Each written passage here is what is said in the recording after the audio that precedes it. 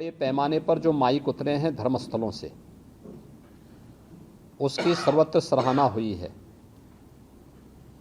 हम सुनिश्चित करें कि जो माइक उतर चुके हैं ये दोबारा नहीं लगने चाहिए और प्रत्येक जनपद में जिलाधिकारी और पुलिस अधीक्षक गण इस बात को सुनिश्चित करें कि वे प्रत्येक थाने को इस बात के लिए जवाबदेह बना लें कि किसी भी धर्मस्थल से माइक की आवाज़ उसकी परमिसेस के बाहर नहीं जानी चाहिए।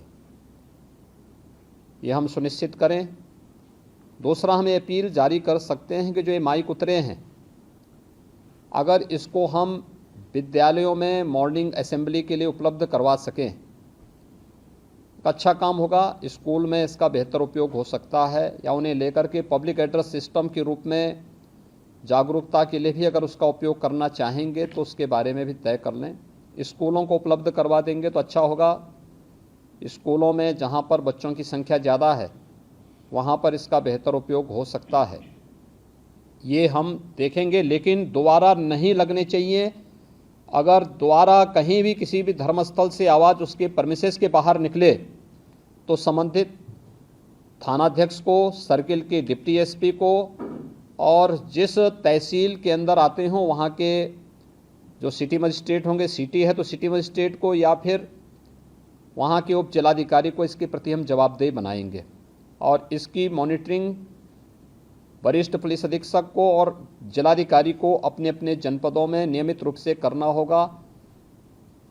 सड़कों पर अलविदा की नमाज नहीं हुई। हमें सुनिश्चित करेंगे कि सड़कें आने वाले समय में भी किसी भी प्रकार की अव्यवस्था का कारण नहीं बनना चाहिए। सड़कें खुली होनी चाहिए, सामान्य लोगों के आवागमन के लिए उसमें पूरी व्यवस्था होनी चाहिए। इसीलिए जो पिछली वीसी मेरी थी उसका ही ये सेकंड वर्जन है कि अब हमें इसके आगे बढ़ना है और इसीलिए मैंने आज इतने बड़े पैमाने पर सभी नगर निकायों को, सभी 734 नगर निकायों को इसके साथ जोड़ने के लिए कहा है। सभी लोग आज इसके साथ जुड़े हुए हैं।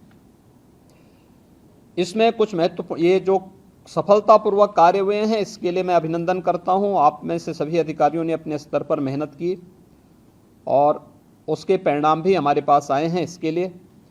लेकिन आने वाला कार्यक्रम हमारा और भी महत्वपूर्ण है, क्योंकि सड़क सुरक्षा के बारे में जो हमारे पास आंकड़े हैं ये बहुत डरावने हैं। और उत्तर प्रदेश जैसे राज्य के लिए अगर आपको मैं आंकड़े बताऊं कि 2021 में 37,729 दुर्घटनाएं हुई हैं, जिनमें 21,227 लोगों की मौत हुई है और 24,897 लोग घायल हुए हैं। मरने वालों में जो 72% मृतक हैं उनकी जो एज ग्रुप है वह 18 से 45 वर्ष है और इसमें से जो ज़्यादातर मौतें हुई हैं लगभग 38 से 39% जो मौतें हुई हैं ओवर स्पीडिंग उसका मुख्य कारण रहा है।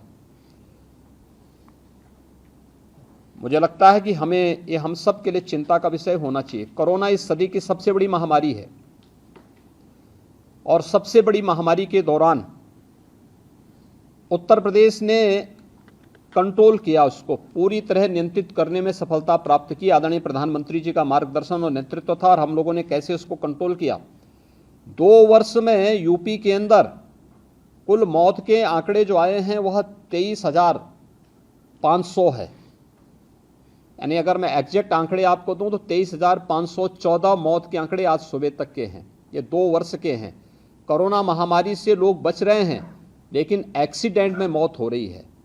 एज ग्रुप वह है जो कोविड महामारी में सबसे कम इन्फेक्ट हुआ था, वह इस मामले में सर्वाधिक एक्सीडेंट से मर रही हैं। 21,227 मौतें 2021 में सड़क दुर्घटना में उत्तर प्रदेश के अंदर हुए हैं। इसका कारण ओवर स्पीडिंग भी है और इसके साथ ही ब्लैक स्पॉट भी इसके मुख्य कारण हैं।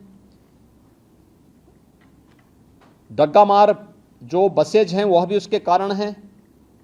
सड़क के किनारे बेतरतीब चल रहे टैक्सी स्टैंड, बस स्टैंड और जो वहाँ पर लोगों ने तमाम प्रकार के अवैध पार्किंग स्थल बना दिए गए हैं, यह भी है।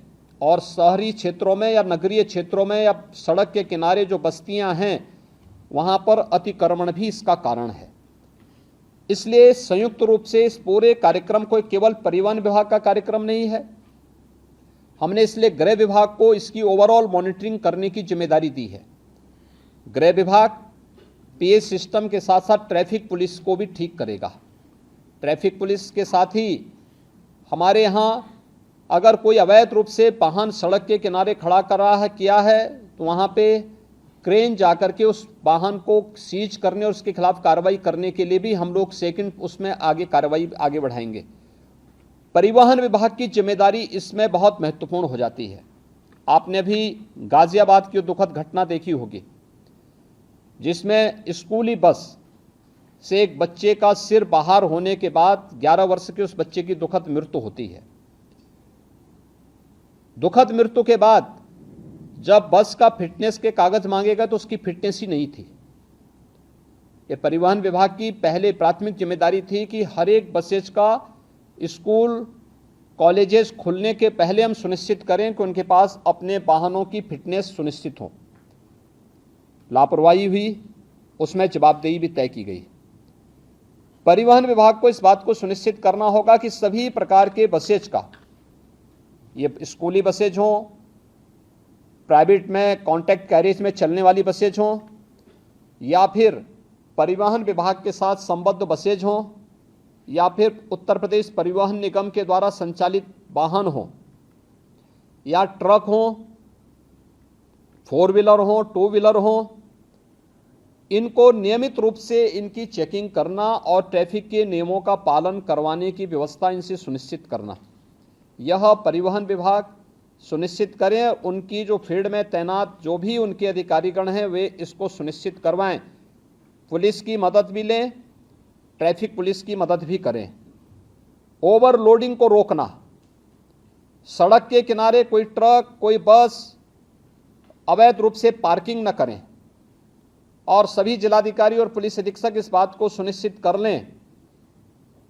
उप जिलाधिकारीगण भी और डिप्टी एसपी भी इस वीडियो कॉन्फ्रेंसिंग के साथ जुड़े होंगे। वे इस बात को नोट करेंगे किसी भी सड़क पर, वह हाईवे हो, स्टेट हाईवे हो, एक्सप्रेसवे हो, जिला मार्ग हो, नगरीय चौराहा हो या कोई भी अन्य स्थल हो, अवैध bus stand, taxi stand, 3 wheeler stand, rickshaw stand या कोई भी इस प्रकार की अवैध गतिविधि नहीं चलनी चाहिए।